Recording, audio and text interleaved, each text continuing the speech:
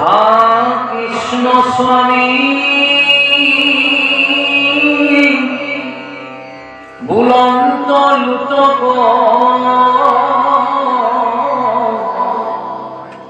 নয়নৰ পৰা পৰে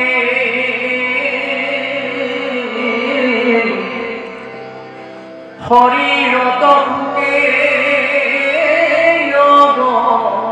অগনিধাৰী মনে মহামৰ্ম চৰে আৰাম তেবিয়া নিশ্বাস চাপিলন্ত পাপ সন্তাপে আকুল ভাৱ বিৰল খানত পৰি প্ৰণামিলা শিৰে পৰহিয়া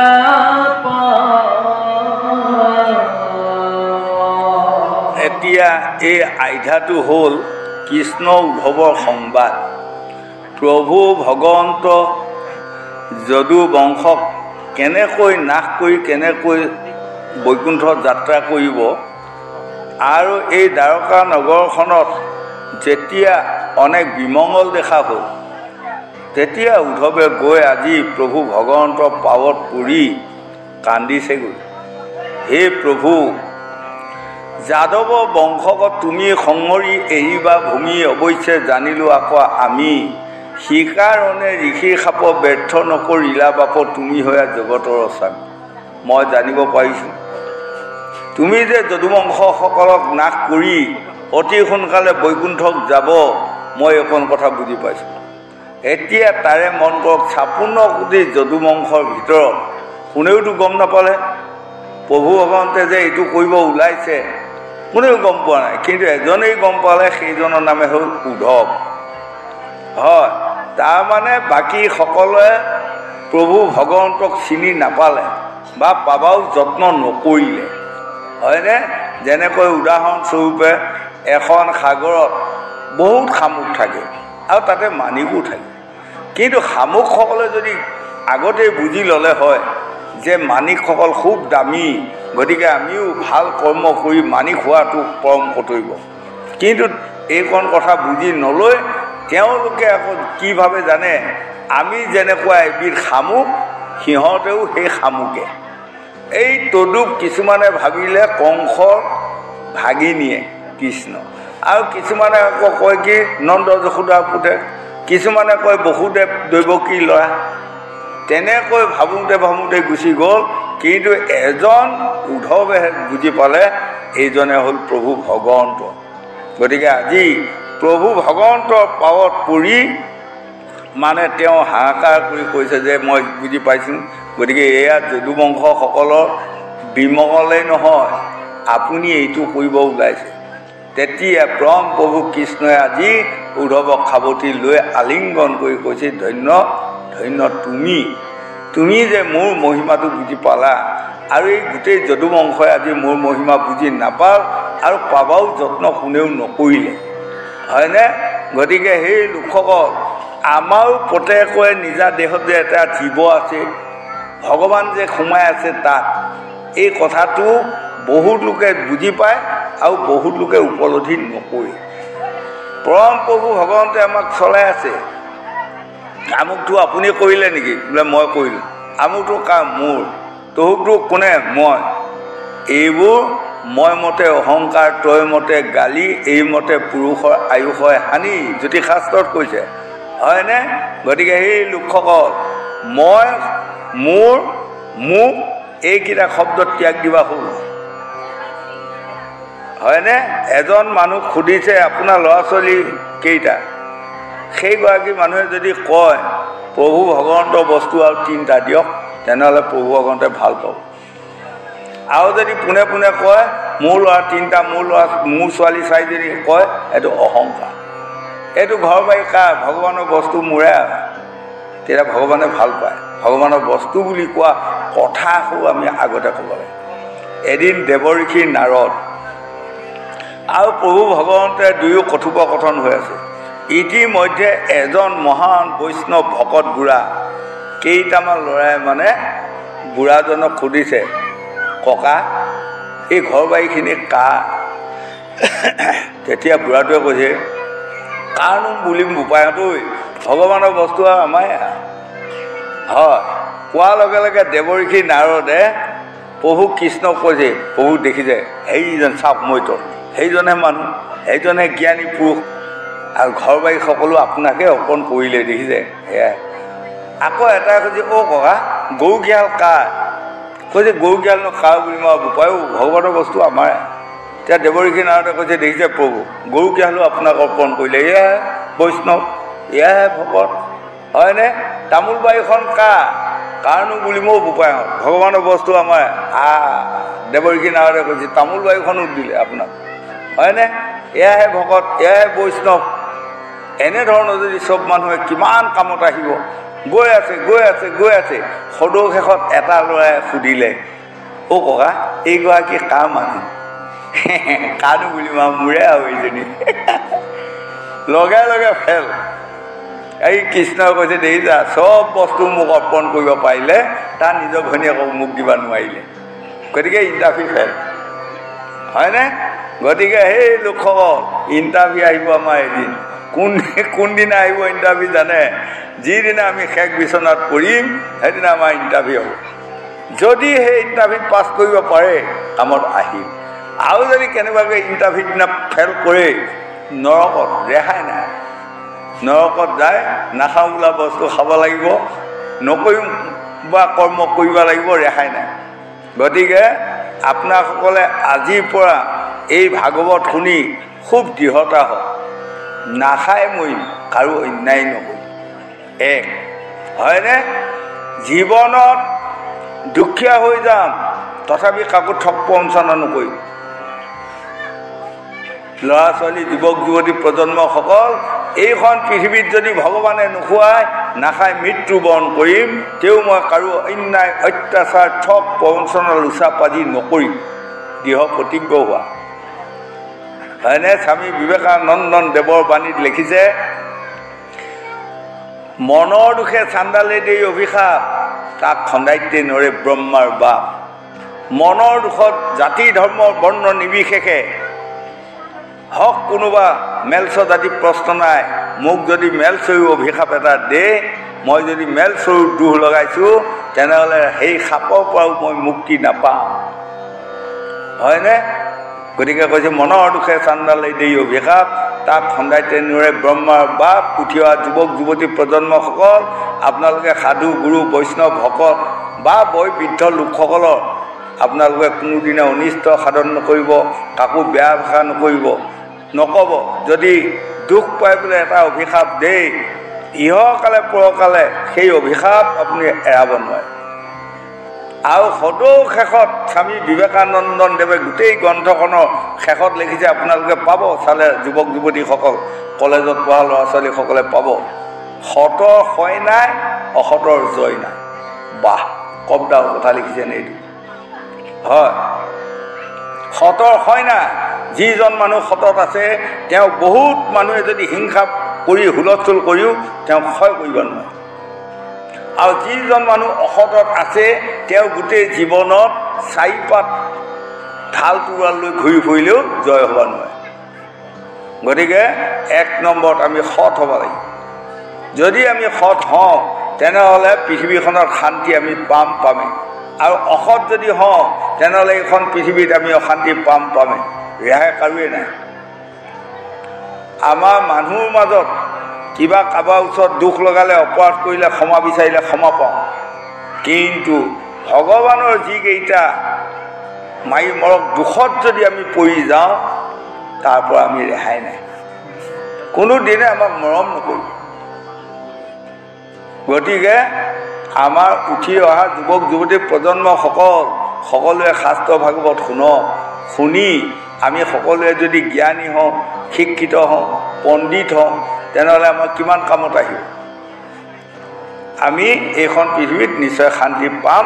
ভাগৱতেও সিদ্ধান্ত দি আছে। গোবিন্দ কৃষ্ণৰ বিয়োগে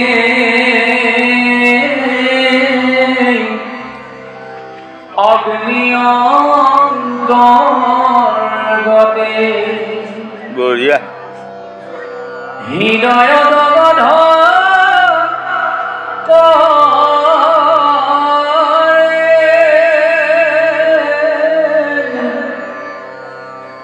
ভোকে মকমকি কৰন্ত কন্দন নয়নৰ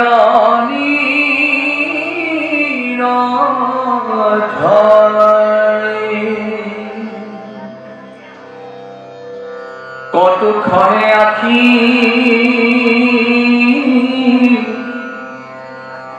মুখ মুচি পাছে উঠিলা নমায়া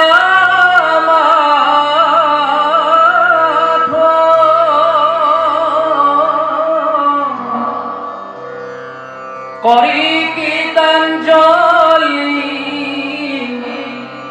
বুলিবে লাগিলা সুকে গদ মাত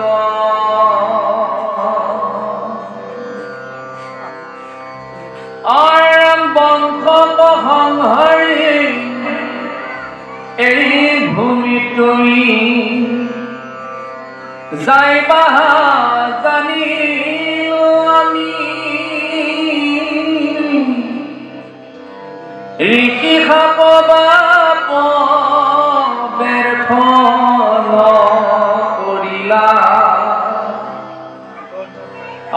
যিহেতু জগত স্বামী। আজি উদ্ধৱে প্ৰভু ভগৱন্ত কৃষ্ণৰ পাৱত পৰি দুগুৰি কান্দিছে। প্ৰভু, আপুনি ঋষিৰ সাপটো নাকচ কৰিব পৰা হয়, কৰিব পাৰিলে হয়, কিন্তু নকৰি। কিয় কৰিব?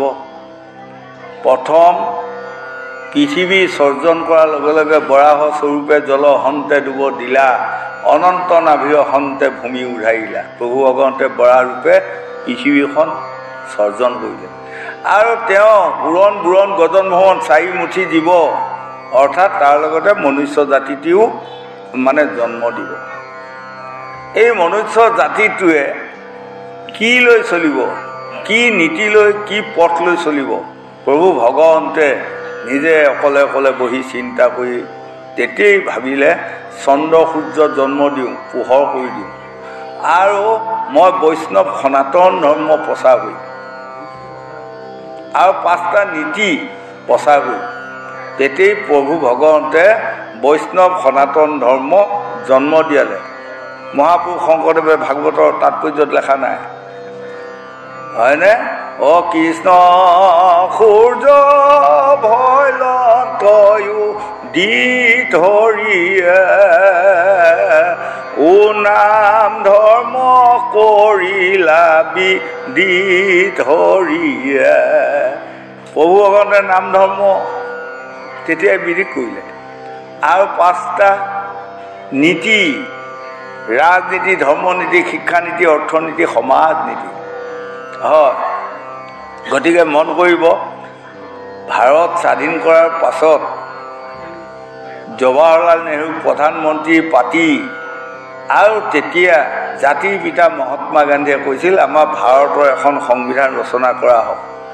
তেতিয়া বি.আৰ. আম্বেদকাৰে কৈছিল এই দায়িত্বটো মোক অৰ্পণ কৰক। জাতিৰ পিতা মহাত্মা গান্ধীয়ে ক'লে প্ৰস্তাৱ আকাৰে তেওঁক অৰ্পণ কৰা, তেওঁ সংবিধানখন ৰচনা কৰক। এই সংবিধানত 5টা নীতি সোমাই আছে। এই 5টা নীতি যদি কোনোবাই এটা নীতি ভংগ কৰে তেওঁক ভগৱানে কেতিয়াও ৰক্ষণাবেক্ষণা দিব নোৱাৰে। নহ'লেতো ভগৱানে এই সাপটো নষ্ট কৰিব নোৱাৰে জানো? পাৰে, কিন্তু নহয়। তেওঁ যে আগেই নীতি উপাৰ্জন কৰি থৈছে, নীতি ভংগ হ'ব। গতিকে আমাৰ উঠি অহা ল'ৰা ছোৱালী, যুৱক যুৱতী প্ৰজন্মসকলক আপোনালোকে নীতি ভংগ নকৰিব। নীতি মানে এনেকুৱা নীতি পুত্ৰ পুত্ৰীসকলৰ পিতৃ মাতৃক মানি চলা নীতি। যিসকল ল'ৰা ছোৱালীয়ে নিজৰ বাপেক মায়েকক নামানে সেয়া নীতিভংগ। তেনেহ'লে সেইসকলে এই পৃথিৱীখনত হাবাতৰি খাই ফুৰিলেও শান্তি দোকানখন ক'ত আছে বিচাৰি উলিয়াব নোৱাৰে। এগৰাকী বোৱাৰীৰ নীতি স্বামীক মানি চলিব লাগিব, শহুৰ শাহুৰক মানি চলিব লাগিব। যদি শহুৰ শাহুৰকো নামানে, স্বামীকো নামানে, নীতিভংগ হয়নে? যেনেকৈ মন কৰিব আপোনালোকৰ ভোৰ বানাতে কাৰোবাৰ ঘৰত দুজোপামান গোন্ধপান আছে, গোন্ধপানৰ ৰংটো অকণমান মুগা, অকণমান আগটো দীঘলীয়া। এখন তামোল খাবচোন, আৰু এখন খাব মন যায়। হয়, কিন্তু বৰ ধুনীয়া গোন্ধপান কেইজোপা জকমকীয়া হৈ আছে সঁচা, কিহত আউজি আছে জানা? এডাল তামোলত বগাইহে আছে। তামোলডাল যিদিনা ভাগি পৰিব সেই গোন্ধপানজোপা শেষ গতি নোহোৱা। সাৱধান নাৰীসকলে এইটো বুজি লোৱা কথাটো কৰ্তব্য। মানে গোন্ধপানজোপা কোন? নাৰীসকল। মই এটা উদাহৰণ দিছোঁ। আৰু তামোলডাল মানে আমাৰ পুৰুষসকল। কিন্তু তাকে শুনি আকৌ পুৰুষসকলে নাভাবিব যে আমাক লৈহে নাৰীসকল আছে।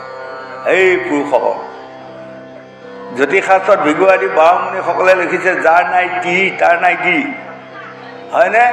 গতিকে যাৰ তিৰোতা নাই তেনেহ'লে এখন ঘৰ সকলো মিছা। গতিকে আমাক নাৰীৰ খুব প্ৰয়োজন, আৰু নাৰীসকলকো পুৰুষৰ খুব প্ৰয়োজন। তেহে মায়া সংসাৰখনত আমি চলন ফুৰণ ৰীতি নীতি বজাই ৰাখিব পাৰিম। এইখন কথা আমি সকলোৱে বুজি লোৱাটো পৰম কৰ্তব্য। হয়, আৰু আমাৰ বাক্যবোৰ যিতেই তিতেই যেনি তেনি বাক্য নক'ব। বাক্যই ব্ৰহ্ম। এইগুৰা যে বন্তি আছে দেখিছে নহয়, এইগুৰাকে যদি লগাই দিয়ে গোটেই পৃথিৱীখন নাশ কৰিব। অগ্নি ব্ৰহ্ম, বায়ু ব্ৰহ্ম, হয়নে?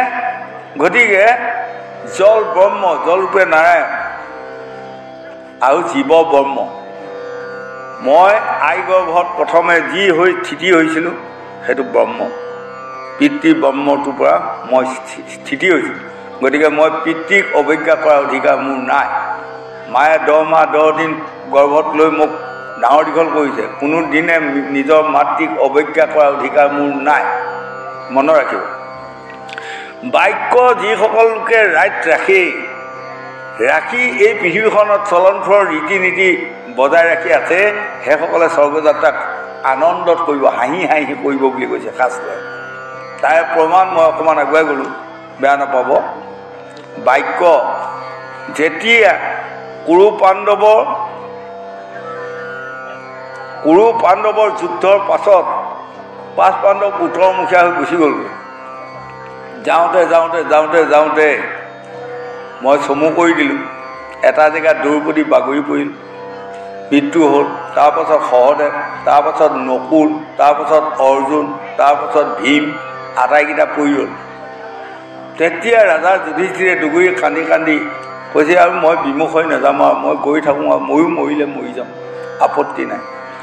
যাই এটা জেগা পালেগৈ, পিনে 6টা আলি, গোসাঁইসকল কাট কৰিব। এতিয়া কোনটো ৰাস্তাই মই যাম? তেওঁ মানে খুব দুখ লাগিল। কাক সুধিম, লগত কোনোৱেই নাই, কোনটো ৰাস্তাই বা গ'লে মই ক'ৰ পামগৈ, এই বুলি কান্দি চকু মোহাৰি আছে। আৰু সদৌ শেষত হাতকেইখন এনেকৈ মেলি, চকুকেইটা মেলি চাই, আগৰ পিনে বৰ ধুনীয়া কুকুৰ এটা 3 পাকমান ঘূৰি লেগুৰডাল দাঙি গৈ আছে। তেতিয়া ৰাজা যুধিষ্ঠিৰে দেখিলে এই কুকুৰটোৰ পাছে পাছে গৈ থাকোঁ, নিশ্চয় ইয়াত কিবা এটা অনুসন্ধান ওলাব। গৈ যেতিয়া স্বৰ্গস্থলী পোৱাৰ সম্ভাৱনা হ'ল, এয়া নিশ্চয় স্বৰ্গস্থলী হ'ব। এটা কুকুৰটো স্বৰ্গত আহিব পৰা ক্ষমতা নাই, তেনেহ'লে এইটো কুকুৰ নহয়, কোনোবাই মোক মায়া কৰিছে। তেতিয়া লগে লগে ৰাজা যুধিষ্ঠিৰে 2খন হাত জাপ কৰি লৈ তুতি প্ৰাৰ্থনা কৰাত লাগিল। আৰু সেই তুতি প্ৰাৰ্থনাত তুষ্ট হৈ কুকুৰ গুচি তেওঁ দেখা দিলে, মই যম ৰজা। তেতিয়া লগে লগে ৰাজা যুধিষ্ঠিৰে নমস্কাৰ কৰিলে পিতৃদেৱ বুলি। তেতিয়া যম ৰজাই কৈছে, এতিয়া ব'লা, তুমি 3খন নৰক চাব লাগিব। ৰাজা যুধিষ্ঠিৰ উৎসৱ খাই উঠিল, তিনিখন নৰক কিয় চাব লাগে, হয়নে? মোক মৰ্ত্যত সকলোৱে ধৰ্মৰাজ বোলে, ৰাজা যুধিষ্ঠিৰ বোলে, মইতো পাপ কৰা নাই। বোলে তুমি বাক্য নষ্ট কৰা পাপত পৰি আছা, গতিকে ৰেহাই নাই। আহা, মই যম ৰজা, মোৰ বাক্য অমান্য কৰাৰ অধিকাৰ কাৰোৱেই নাই। তিনিখন নৰক দেখুৱাই লৈ আহিব। আহি স্বৰ্গৰ দুৱাৰদলিত খাৰ কৰাৰ লগে লগে দেখুৱাই দিছে, এইখন ৰাজ্য চোৱা, বৃহৎ ডাঙৰ ৰাজ্য, খুব সুন্দৰ ৰাজ্য। আৰু ৰজাজন বহি আছে, খুব দেখাই শুনাই উপযুক্ত সুন্দৰ ৰজা, 6গৰাকী গাভৰুৱে মানে বাঁহ দি আছে। তেতিয়া ৰাজা যুধিষ্ঠিৰ গা লুম সিঁয়ৰি গ'ল। সেই পিতৃদেৱ, মোৰ গা লুম সিঁয়ৰি গৈছে, ইমান ধুনীয়া এইখন ৰাজ্য, কি ৰাজ্য এইখন, নাম কি? তেওঁ ক'লে এইখনৰ নামে হ'ল 1 নম্বৰ স্বৰ্গ ৰাজ্য। আৰু এই ৰজাজন কোন, কম ভাগ্যৱান ৰজা নে? তেওঁ কৈছে আপুনি চিনি পোৱা নাই? কৈছে নাই, তোমালোকে যে মাৰি পঠিয়াইছিলা কৰ্ণ, সেইজনেই আৰু ৰজা। ৰাজা যুধিষ্ঠিৰ উৎসৱ খাই উঠিল, কেনেকৈ কৰ্ণ আহি 1 নম্বৰ স্বৰ্গত ৰজা হ'লে, আহি এইখন কথা পিতৃদেৱ মোক বুজাই দিয়ক। তেতিয়া যম ৰজাই আজি ৰাজা যুধিষ্ঠিৰক বুজাই আছে, কালিলৈ পৰহিলৈ ঘোৰ যুদ্ধ, কুৰুক্ষেত্ৰ মহাৰণ। সন্ধিয়াৰ লগে লগে কৃষ্ণই কৰ্ণৰ শিবিৰত সোমালে। কৰ্ণ কৈছে বাসুদেৱ নমস্কাৰ। তেতিয়া কৃষ্ণ কৈছে তোমাৰ পিতৃ মাতৃ কোন, আজিলৈ তুমি চিনি পালা? লগে লগে কৰ্ণই মানে চকু পানী টুকি কৈছে, সেই বাসুদেৱ, মোৰ জীৱনত সেইটোৱে দুখ ৰ'ল, মোৰ পিতৃ মাতৃ কোন আৰু আজিলৈ বুজি নাপালোঁ, সকলোৱে মোক সুতপুত্ৰ বুলি কয়। হয়, কৈছে মই তোমাৰ পিতৃ মাতৃক আজি চিনাকি কৰি দিম বুলি আহিছোঁ। কৰ্ণ আচৰিত হ'ল, তুমি কেনেকৈ চিনাকি কৰি দিবা? তুমিতো বয়সত মোতকৈ সৰু। ময়ে যদি মোৰ পিতৃ মাতৃৰ কথা নাজানো, মোতকৈ সৰু তুমি কেনেকৈ জানিবা? আই তেতিয়া কৃষ্ণ কৈছে, যদা যদা হি ধৰ্মেচ্য গ্লানি ভৱতি ভাৰত, অভূত্য স্থানয় ধৰ্মেচ্য তদাত্মানং সিজ্জামহ্যম, পৰিত্ৰাণায় সাধুনাং বিনাশায় স্বদুষ্কৃতাম, ধৰ্ম সংস্থাপনায় সম্ভৱামি যুগে যুগে। এই কৰ্ণ, দুষ্টক দমন শান্তক পালন কৰিবৰ কাৰণে যুগে যুগে মই অৱতাৰ লৈ আছোঁ আৰু লৈ থাকিম। তোমাৰ পিতৃ কোন জানা? সূৰ্য দেৱতা।